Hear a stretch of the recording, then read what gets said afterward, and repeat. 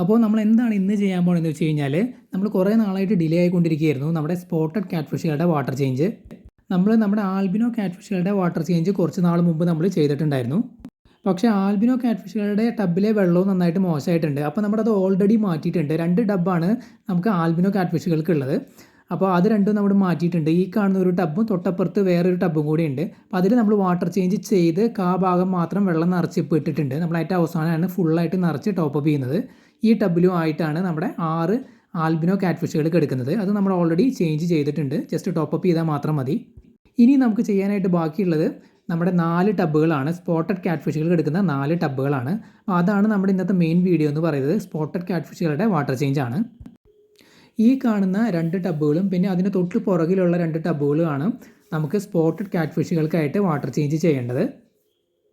പിന്നെ ഈ കാണുന്ന 2 ടബ്ബുകളിൽ നമ്മുടെ ആൽബിനോ സക്കർ ക്യാറ്റ് ഫിഷുകളാണ് കിടക്കുന്നത്. പിന്നെ ഒരു ബ്ലാക്ക് ജൈൻറ്റ് ഗൗരാമീനെ നമ്മൾ അതിനകത്ത് ഇട്ടിട്ടുണ്ട്. ആ വീഡിയോ ഒക്കെ നമ്മൾ കുറച്ച് നാൾ മുമ്പ് ചെയ്തിട്ടുണ്ടായിരുന്നു. അപ്പോൾ നമുക്ക് എന്തായാലും നമ്മുടെ വാട്ടർ ചേഞ്ചിൻ്റെ പണി തുടങ്ങാം. ഈ കാണുന്ന 2 ടബ്ബുകളാണ് നമ്മൾ ആദ്യം വാട്ടർ ചേഞ്ച് ചെയ്യാനായിട്ട് പോകുന്നത്. ഇതിൽ ആദ്യത്തെ ടബ്ബിൽ ഒരെണ്ണവും രണ്ടാമത്തെ ടബ്ബിൽ 2 എണ്ണമാണ് കിടക്കുന്നത്. വെള്ളത്തിൽ നല്ല രീതിയിൽ ആൽഗി കയറിയിട്ടാണ് കിടക്കുന്നത്. നല്ല പച്ച നിറത്തിൽ നിങ്ങൾക്ക് കാണാം. തൊട്ടപ്പുറത്ത് തന്നെ നമ്മൾ ഓൾറെഡി വാട്ടർ ചേഞ്ച് ചെയ്ത നമ്മുടെ 2 ആൽബിനോ ക്യാറ്റ് ഫിഷുകൾ കിടക്കുന്നുണ്ട്. ഇതാണ് നമ്മുടെ കയ്യിൽ ഏറ്റവും വലുപ്പമുള്ള 2 ആൽബിനോ ക്യാറ്റ് ഫിഷുകൾ. നമ്മളിവരെ ജസ്റ്റ് കാണിക്കുന്നതേ ഉള്ളൂ, നമ്മൾ ഓൾറെഡി വാട്ടർ ചേഞ്ച് ചെയ്തതുകൊണ്ട്. അപ്പോൾ നമുക്ക് പെട്ടെന്ന് തന്നെ പണി തുടങ്ങാം. അപ്പോൾ നമ്മുടെ ആദ്യത്തെ ടബ്ബിലെ പണി നമ്മൾ തുടങ്ങിയിട്ടുണ്ട്. ഹോസ് കണക്ട് ചെയ്ത് നമ്മൾ വെള്ളം വലിച്ച് കളഞ്ഞ് തുടങ്ങിയിട്ടുണ്ട്. ഇപ്പോൾ മഴക്കാലം ആയതുകൊണ്ട് കുഴപ്പമില്ല. ഈ ഒരു ക്ലൈമറ്റ് അവർക്ക് വളരെ സ്യൂട്ടബിൾ ആണ്. വേനൽക്കാലമാണ് ഇവർക്ക് അത്ര സ്യൂട്ടബിൾ അല്ലാത്തത്. പിന്നെ ഒരു കാര്യം എനിക്ക് പറയാനുള്ളത്, നമ്മുടെ കയ്യിൽ 6 ആൽബിനോ ക്യാറ്റ് ഫിഷുകളും 6 സ്പോട്ടഡ് ക്യാറ്റ് ഫിഷുകളാണ് ഉള്ളത്. നമ്മുടെ ഈ കഴിഞ്ഞ സമ്മറിൽ നമുക്ക് ഒരു സ്പോട്ടഡ് ക്യാറ്റ് ഫിഷിനെ നഷ്ടമായിട്ടുണ്ട്. അതായത് നല്ല ചൂട് വന്ന ആ ഒരു സമയത്ത് ഏപ്രിൽ മെയ് സമയത്ത് നമ്മുടെ ഒരു സ്പോട്ടഡ് ക്യാറ്റ് ഫിഷ് ചത്തുപോയിട്ടുണ്ടായിരുന്നു. അങ്ങനെ നമ്മുടെ 6 എണ്ണത്തിൽ ഒരെണ്ണം ചത്തുപോയി. ഇപ്പോൾ നമ്മുടെ കയ്യിൽ 5 എണ്ണമാണ് ഉള്ളത്. ഒന്നിൽ കൂടുതലൊക്കെ നമ്മൾ ചത്തുപോകുമെന്ന് വിചാരിച്ചാണ്. കാരണം അതുമാതിരിയായിരുന്നു ചൂട് കാര്യങ്ങളൊക്കെ.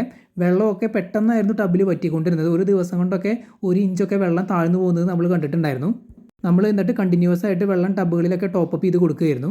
ഭാഗ്യത്തിന് നമുക്ക് ബാക്കി ക്യാറ്റ് ഫിഷുകൾക്കൊന്നും പ്രശ്നമൊന്നും സംഭവിച്ചില്ല. നമ്മുടെ 6 ആൽബിനോ ക്യാറ്റ് ഫിഷുകൾക്കും ഒന്നും സംഭവിച്ചില്ല. സ്പോട്ടഡ് ക്യാറ്റ് ഫിഷുകളിൽ മാത്രമാണ് ഒരെണ്ണത്തിന് നമുക്ക് നഷ്ടമായത്. ആ ചത്തുപോയ സ്പോട്ടഡ് ക്യാറ്റ് ഫിഷ് അത്യാവശ്യം നല്ല സൈസ് ഉള്ളതായിരുന്നു. ഈ കാണുന്ന ഒരെണ്ണത്തിൻ്റെയൊക്കെ സൈസുള്ള നല്ല തടിച്ചുരുണ്ട ഒരു ഫീമെയിൽ ലുക്ക് തോന്നിക്കുന്ന ഒരെണ്ണമായിരുന്നു. പെട്ടെന്ന് അത് ഫീഡ് എടുക്കാതാവുമായിരുന്നു. പിന്നെ 2-3 ദിവസം കഴിഞ്ഞപ്പോൾ അത് ചാവുകയാണ് ഉണ്ടായത്. അപ്പോൾ നമ്മുടെ ആദ്യത്തെ ടബിലെ വാട്ടർ ചേഞ്ച് കഴിഞ്ഞിട്ടുണ്ട്. നമ്മൾ ഫുള്ളായിട്ട് നിറച്ചിട്ടില്ല. ഭാഗത്തിൽ നമ്മൾ നിറച്ചിട്ടിരിക്കുകയാണ്. കാരണം ഇത് ചാടി പോകാതിരിക്കാൻ വേണ്ടിയിട്ടാണ്. ഇപ്പോഴേ തന്നെ നമ്മൾ ഫുള്ള് നിറച്ച് കഴിഞ്ഞ് കഴിഞ്ഞാൽ ചിലപ്പോൾ അവർ ചാടാനായിട്ട് സാധ്യതയുണ്ട്. കാരണം നമ്മൾ നെറ്റൊന്നും പ്രോപ്പറായിട്ട് കവർ ചെയ്ത് വെക്കാറില്ല വാട്ടർ ചേഞ്ച് ചെയ്യുന്ന സമയത്ത്. അപ്പോൾ നമ്മൾ തുടക്കത്തിൽ ഭാഗം നിറച്ച് വെച്ച് അവസാനമാണ് നമ്മൾ നെറ്റൊക്കെ ഇട്ടതിന് ശേഷം മോളിക്കൂടെ നമ്മൾ ഫുള്ളായിട്ട് നിറച്ച് ടോപ്പപ്പ് ചെയ്യാണ് ചെയ്യുന്നത്. അപ്പോൾ ഇതാണ് നമ്മുടെ ആദ്യത്തെ ടബിലെ സ്പോട്ടഡ് ക്യാറ്റ് ഫിഷ്. നമ്മൾ ഒരെണ്ണമായിട്ടാണ് ഇതിനകത്ത് ഇട്ടിട്ടുള്ളത്. ഇവരെ നമ്മൾ വാങ്ങിയത് തീരെ ചെറിയ സൈസിലായിരുന്നു.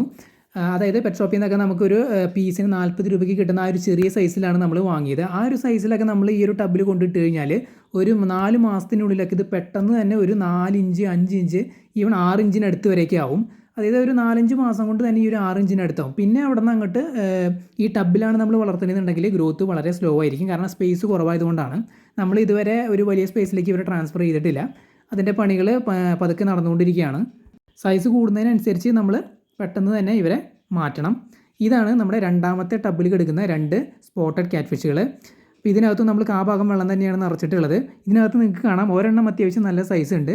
രണ്ടാമത്തെ ചെറുതാണ്, അത് ചെറിയ സൈസിൽ തന്നെ നിൽക്കുകയാണ്. അപ്പോൾ അതിന് കാണുമ്പോൾ നമുക്കൊരു മെയിലിൻ്റെ പോലെയാണ് തോന്നുന്നത് ചെറിയ സൈസിന്. മറ്റേത് കുറച്ച് തടിച്ചിരിക്കുന്നുണ്ട്, അത് ഫീമെയിലായിട്ടാണ് തോന്നുന്നത്. അല്ലാന്നുണ്ടെങ്കിൽ ഇവർ പെയർ അല്ല എന്നുണ്ടെങ്കിൽ, അത് 2 മെയിലൊക്കെ ആണെന്നുണ്ടെങ്കിൽ ഇവർ പരസ്പരം ഫൈറ്റ് ചെയ്യാനുള്ള ഒരു സാധ്യത അല്ലെങ്കിൽ ഒരു ടെൻഡൻസി നമ്മൾ കണ്ടിട്ടുണ്ട്. പെയർ ആണ് എന്നുണ്ടെങ്കിൽ അവർ വലിയ ഫൈറ്റും കാര്യങ്ങളൊന്നും ഉണ്ടാവാതെ ഇങ്ങനെ സൈലൻ്റ് ആയിട്ട് തന്നെ കിടക്കും. അല്ലെങ്കിൽ നമ്മൾ വലിയ ചേസിങ് ഒക്കെ കാണാറുണ്ട്. വെള്ളം നല്ല രീതിയിൽ പുറത്തേക്കൊക്കെ തുളുമ്പി പോകാറുണ്ട്. അപ്പോൾ ചേസിങ് ശരിക്കും നടക്കുന്നത് ഈ മെയിലുകൾ തമ്മിൽ ഫൈറ്റ് ചെയ്യുന്നൊക്കെ സമയത്തായിട്ടാണ് നമുക്ക് തോന്നിയിട്ടുള്ളത്.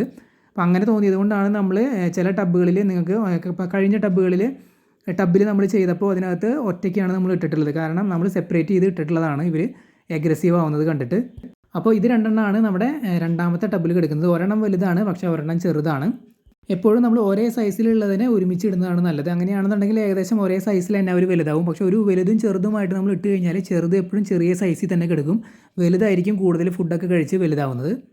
ഇനി നമുക്ക് വാട്ടർ ചേഞ്ച് ചെയ്യാനുള്ളത് ഈ കാണുന്ന ടബ്ബുകളിലാണ്. ഇതിൽ 2 എണ്ണത്തിലാണ് നമ്മുടെ സ്പോട്ടഡ് ക്യാറ്റ് ഫിഷുകൾ കിടക്കുന്നത്. അതായത് സെൻറ്ററിലുള്ളത് നമ്മൾ ഓൾറെഡി മാറ്റിയിട്ടുണ്ട്. അതിനകത്ത് നമ്മുടെ ആൽബിനോ ക്യാറ്റ് ഫിഷുകളാണ് കിടക്കുന്നത്. 4 ആൽബിനോ ക്യാറ്റ് ഫിഷുകൾ നിങ്ങൾക്ക് ഇപ്പോൾ കാണാം. ഇത് നമ്മൾ തുടക്കത്തിൽ തന്നെ മാറ്റിയതാണ്. നമ്മൾ കഴിഞ്ഞ പ്രാവശ്യം വാട്ടർ ചേഞ്ച് ചെയ്തപ്പോൾ ഇതിൻ്റെ വീഡിയോ ചെയ്തിട്ടുണ്ടായിരുന്നു. അധികം നാളായിട്ടില്ല, കുറച്ച് നാൾ മുമ്പാണ് ഇതിൻ്റെ വാട്ടർ ചേഞ്ച് ചെയ്തത്. പക്ഷേ നമ്മളിപ്പോൾ ചെയ്തത് വെള്ളം കുറച്ച് മോശമായതുകൊണ്ടാണ് പെട്ടെന്ന് തന്നെ നമ്മൾ ചെയ്തത്. അപ്പോൾ നമ്മൾ ജസ്റ്റ് ഒന്ന് കാണിക്കുന്നു എന്ന് മാത്രം. ഇതാണ് നമ്മുടെ ബാക്കി 4 നേരത്തെ കാണിച്ച 2 കൂടാതെ ബാക്കിയുള്ള 4 6 4 ഈ കാണുന്നതാണ്. ഇവിടെയും ഗ്രോത്ത് കുറച്ച് സ്ലോ ആണ്. ഞാൻ കഴിഞ്ഞ വീഡിയോയിൽ പറഞ്ഞിരുന്നു. ഇതിനകത്ത് 2 കുറച്ച് വലിപ്പമുള്ളതാണ്, പിന്നെ 1 കുറച്ച് ചെറുതും, പിന്നെ 4 കുറച്ച് തീരെ ചെറുതുമാണ്. ഇത് നമ്മൾ നേരത്തെ പറഞ്ഞത് തന്നെയാണ്. അതായത് നമ്മൾ ഒരിക്കലും പല സൈസിലുള്ളതിനെ ഒരുമിച്ചിടാനായിട്ട് പാടില്ല. അങ്ങനെ ഇട്ട് കഴിഞ്ഞ് കഴിഞ്ഞാൽ ചെറുത് എപ്പോഴും ചെറുതായിട്ട് തന്നെ കിടക്കും, വലുതായിരിക്കും പെട്ടെന്ന് വലുതാവുന്നത്. അതുകൊണ്ട് എപ്പോഴും ഒരേ സൈസിലുള്ളതിനെ ഒരുമിച്ചിടുന്നതാണ് നല്ലത്. അപ്പോൾ ഈ കാണുന്നതാണ് നമ്മുടെ ആൽബിനോ ക്യാറ്റ് ഫിഷുകൾ ബാക്കിയുള്ളത്. ഇനി നമുക്ക് സ്പോട്ടഡ് ക്യാറ്റ് ഫിഷുകളുടെ ടബിലേക്ക് പോകാം. അപ്പോൾ നമ്മുടെ സ്പോട്ടഡ് ക്യാറ്റ് ഫിഷുകളുടെ 3ാമത്തെ ടബിലെ വാട്ടർ ചേഞ്ച് നമ്മൾ ചെയ്തിട്ടുണ്ട്. ഭാഗം ഫ്രഷ് വെള്ളം നമ്മൾ നിറച്ചിട്ടുണ്ട്. ഈ കാണുന്നതാണ് നമ്മുടെ ഈ 3ാമത്തെ ടബിൽ കിടക്കുന്ന സ്പോട്ടഡ് ക്യാറ്റ് ഫിഷ്. ചെറുതാണ്. ഇതിൻ്റെ കൂടെ കിടന്നിരുന്ന ഫീമെയിലാണ് ചത്തുപോയത്. ഞാൻ നേരത്തെ പറഞ്ഞു നമ്മുടെ ഒരെണ്ണം സമ്മർ സീസണിൽ ചത്തുപോയി എന്നുള്ളത്. അത് ഇതിൻ്റെ കൂടെ കിടന്നിരുന്ന ഒരു വലിയ സൈസുള്ള സ്പോട്ടഡ് ക്യാറ്റ് ഫിഷ് ആയിരുന്നു. അത് അത്യാവശ്യം നല്ല സൈസുള്ളതായിരുന്നു. കഴിഞ്ഞ വീഡിയോയിൽ, അതായത് ഈ സ്പോട്ടഡ് ക്യാറ്റ് ഫിഷുകളുടെ കഴിഞ്ഞ വാട്ടർ ചേഞ്ച് വീഡിയോയിൽ ഞാൻ അതിനെ കാണിച്ചിട്ടുണ്ടായിരുന്നു. അത്യാവശ്യം നല്ല തടിച്ചു കൊഴുത്ത ഒരു സ്പോട്ടഡ് ക്യാറ്റ് ഫിഷ് ആയിരുന്നു. അതിൻ്റെ കൂടെ കുറച്ച് ചെറിയ സൈസിൽ സ്ലിം ആയിട്ട് കിടന്നിരുന്നതാണ് ഈ കാണുന്ന സ്പോട്ടഡ് ക്യാറ്റ് ഫിഷ്. നമുക്ക് മെയിലായിട്ടാണ് ഇതിനെ തോന്നിയിട്ടുള്ളത്, മറ്റേത് ഫീമെയിലായിട്ടാണ് തോന്നിയിട്ടുള്ളത്. അവർ അത്യാവശ്യം നല്ല പെയറായിട്ട് ഒരുമിച്ചൊക്കെ നടക്കുന്നത് നമ്മൾ കണ്ടിട്ടുണ്ടായിരുന്നു. പക്ഷേ നിർഭാഗ്യവശാൽ നമുക്ക് ആ ഒരു ചൂട് കാലത്ത് അതിനെ നമുക്ക് നഷ്ടമായി. പിന്നെ മഴക്കാല കാര്യങ്ങളൊക്കെ വന്നതിന് ശേഷം ഇവർക്ക് പ്രശ്നമൊന്നും നമ്മൾ തോന്നിയിട്ടില്ല. ഇവർ നല്ല ഹാപ്പിയാണ്. ഞാൻ നേരത്തെ പറഞ്ഞ പോലെ മഴക്കാലത്താണ് ക്യാറ്റ് ഫിഷുകളൊക്കെ നല്ല ആക്റ്റീവായിട്ട് നടക്കുന്നത്. അവർ നല്ല എന്തൂസിയാസ്റ്റിക് ആയിട്ട് നമ്മൾ കണ്ടിട്ടുള്ളത് മഴക്കാലത്ത് തന്നെയാണ്. സ്പോട്ടഡ് ക്യാറ്റ് ഫിഷുകൾ അല്ലെങ്കിൽ ആൽബിനോ ക്യാറ്റ് ഫിഷുകളാണെങ്കിലും നല്ല ഹാർഡി ആയിട്ടുള്ള മീനുകളാണ്, വളർത്താൻ വളരെ ഈസിയാണ്. പിന്നെ ഒരു മെയിൻ പ്രത്യേകത എന്ന് പറഞ്ഞു കഴിഞ്ഞാൽ, ഇവരുടെ മെയിൻ ഹൈലൈറ്റ് എന്ന് പറഞ്ഞു കഴിഞ്ഞാൽ ഇത് എയർ ബ്രീതേഴ്സാണ്. അതായത് ഇവർക്ക് അന്തരീക്ഷത്തിൽ നിന്ന് ശ്വസിക്കാനായിട്ട് പറ്റും. അപ്പോൾ വെള്ളത്തിലുള്ള ഓക്സിജനൊന്നും ഇവർക്ക് പ്രശ്നമായിട്ട് വരാറില്ല. പിന്നെ വേറൊരു അഡ്വാൻറ്റേജ് എന്ന് പറഞ്ഞാൽ ഇവർ എല്ലാ ഫുഡും കഴിക്കുന്നുള്ളതാണ്. അതായത് നമുക്ക് ലൈവായിട്ടുള്ള ഫുഡുകളും നോൺ വെജ് ഫുഡുകളും കഴിക്കുക എന്നുള്ളത് മാത്രമല്ല, നല്ല രീതിയിൽ ഇവർ പെല്ലറ്റ് കഴിക്കും. പെല്ലറ്റ് കഴിക്കുക എന്ന് പറയുന്നത് തന്നെ വലിയൊരു കാര്യമാണ്. ഒരുമാതിരിപ്പെട്ട മീനുകളെല്ലാം പെല്ലറ്റ് കഴിക്കും. എങ്കിലും നമുക്കറിയാം, ഇപ്പം മോൺസ്റ്റർ ഫിഷുകളായിട്ടുള്ള പല മീനുകളെയും പല ആൾക്കാരും വളർത്തുന്നുണ്ട്. എല്ലാ മോൺസ്റ്റർ ഫിഷുകളും പെല്ലറ്റ് കഴിക്കാറില്ല. പെല്ലറ്റ് കൊടുത്ത് വളർത്തുക എന്ന് പറയുന്നത് വളരെ ഈസി ആയിട്ടുള്ളൊരു പണിയാണ്. കാരണം നോൺ വെജ് ഫുഡ് അല്ലെങ്കിൽ ലൈവ് ഫുഡ് എന്ന് പറഞ്ഞു കഴിഞ്ഞാൽ നമ്മളത് വാങ്ങി വെക്കും വേണം, അതിന് ചിലവ് കൂടുതൽ വേണം. അതെന്താണെന്നുണ്ടെങ്കിലും, ഇപ്പോൾ പ്രോൺസ് ആണെന്നുണ്ടെങ്കിലും ചിക്കൻ ലിവർ ആണെന്നുണ്ടെങ്കിലും ലൈവ് ഫുഡ് ആണെങ്കിൽ അത് എക്സ്പെൻസീവ് ആണ്. പിന്നെ അത് പെട്ടെന്ന് തീരും. അതിനനുസരിച്ച് നമ്മൾ റീസ്റ്റോക്ക് ചെയ്യണം. പെല്ലറ്റ് ആണെന്നുണ്ടെങ്കിൽ നമുക്ക് കൊടുക്കാൻ വളരെ എളുപ്പമാണ്. അപ്പോൾ ഇത്തരത്തിലുള്ള സ്പോട്ടഡ് ക്യാറ്റ് ഫിഷുകൾക്ക്, ആൽബിനോ ക്യാറ്റ് ഫിഷുകൾക്കൊക്കെ നമുക്ക് ഈസി ആയിട്ട് പെല്ലറ്റ് ഫീഡ് ചെയ്യാം. മോൺസ്റ്റർ ഫിഷുകളാണെന്നുണ്ടെങ്കിൽ ഉദാഹരണത്തിന് ഇപ്പോൾ റെട്ടൈൽ ക്യാറ്റ് ഫിഷ്, പിന്നെ അരപ്പയ്മ, അലിഗേറ്റർ ഗാറ് അല്ലെങ്കിൽ പുലിവാഹ, ഇതൊന്നും പെല്ലറ്റ് കഴിക്കില്ല. കാരണം അവർക്ക് ലൈവ് ഫുഡ് കൊടുത്താണ് അവരെ വളർത്തിയിട്ടുള്ളത്. അതുകൊണ്ട് അത് മാത്രമേ കഴിക്കൂ. അപ്പോൾ ലൈവ് ഫുഡ് മെയിൻറ്റെയിൻ ചെയ്യുക എന്ന് പറയുന്നത്, മെയിൻറ്റെയിൻ ചെയ്ത് അല്ലെങ്കിൽ വീട്ടിൽ സ്റ്റോക്ക് ചെയ്ത് വെച്ച് വളർത്തുക എന്ന് പറയുന്നത് നമ്മൾ കുറച്ച് അഡീഷണൽ ആയിട്ടുള്ളൊരു വർക്ക് തന്നെയാണ്. അപ്പോൾ പെല്ലറ്റ് എന്ന് പറയുന്നത് നമുക്ക് ഈസി ആയിട്ട് പെറ്റ് ഷോപ്പിൽ നിന്ന് വാങ്ങി സ്റ്റോക്ക് ചെയ്ത് വെക്കാം. നമുക്കൊരു മിതമായിട്ടുള്ള അളവിൽ ഫീഡ് ചെയ്താൽ മതി. അതായത് പെല്ലറ്റ് കഴിക്കുന്ന മീനുകൾ എന്ന് പറയുന്നത് ഒരു അഡ്വാൻറ്റേജ് തന്നെയാണ്. അതായത് പെല്ലറ്റ് എടുക്കുക എന്ന് പറയുന്നത്. ഈ കാണുന്നത് നമ്മുടെ അവസാനത്തെ ടബ്ബാണ്. നമ്മുടെ അവസാനത്തെ ടബ്ബിൽ കിടക്കുന്ന സ്പോട്ടഡ് ക്യാറ്റ് ഫിഷ് ആണ് ഈ കാണുന്നത്. അത്യാവശ്യം കുഴപ്പമില്ലാത്ത സൈസ് ഇതിനുണ്ട്. പിന്നെ ഞാൻ നേരത്തെ പറഞ്ഞ പോലെ ഈ ടബ്ബിൽ കിടക്കുന്നത് കൊണ്ടാണ് ഇവർ സൈസ് വയ്ക്കാത്തത്. പെട്ടെന്ന് തന്നെ വലിയൊരു സ്പേസിലേക്ക് മാറ്റണം.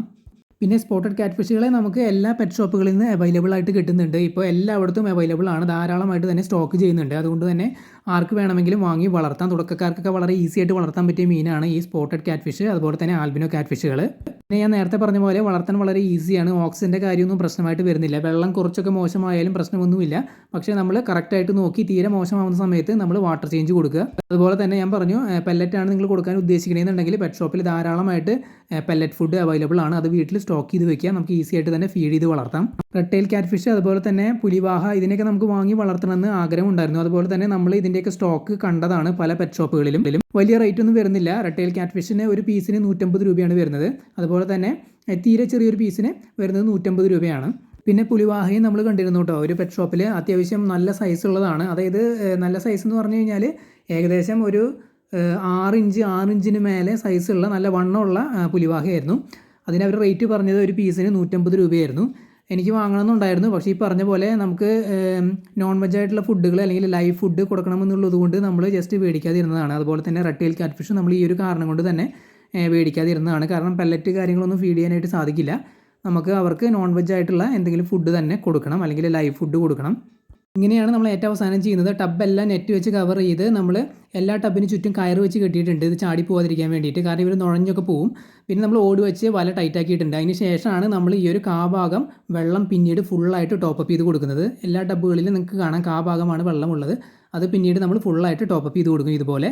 അപ്പോൾ അങ്ങനെ നമ്മൾ സ്പോട്ടഡ് കാറ്റ്ഫിഷിൻ്റെ വാട്ടർ ചേഞ്ച് ചെയ്തു. അതുപോലെ തന്നെ ഇവരുടെ ഗ്രോത്ത് അപ്ഡേറ്റ് എന്ന് പറയുന്നത് നമ്മളിപ്പോൾ ഈ കാണിച്ചതാണ്.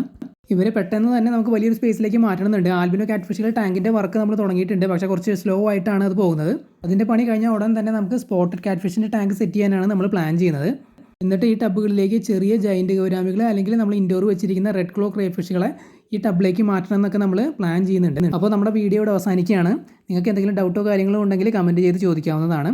വീഡിയോ എല്ലാവർക്കും ഇഷ്ടപ്പെട്ടു എന്ന് വിചാരിക്കുന്നു. പുതിയൊരു വീഡിയോ ആയിട്ട് നമുക്ക് വീണ്ടും കാണാം.